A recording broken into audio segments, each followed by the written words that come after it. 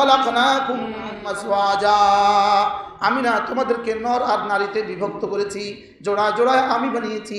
তুমি নর হওয়ার পেছনে তোমার কোনো যোগ্যতা নাই, তোমার কোনো এরাদা নাই। তুমি নারী হওয়ার পেছনে তোমার কোনো যোগ্যতা নাই, তোমার কোনো এরাদা নাই। সুবহানাল্লাহ।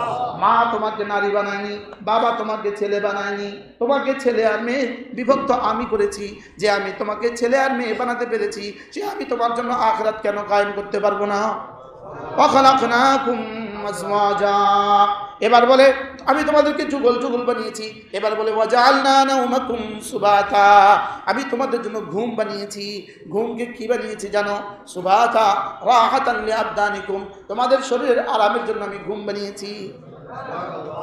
ঘুমের জন্য একটা পরিবেশ প্রয়োজন ছিল, ঘুমের জন্য একটা পরিবেশ প্রয়োজন ছিল, অন্ধকার একটা পরিবেশ প্রয়োজন ছিল, শান্ত এক পরিবেশ প্রয়োজন ছিল, কোলাহল মুক্ত এক পরিবেশ প্রয়োজন ছিল।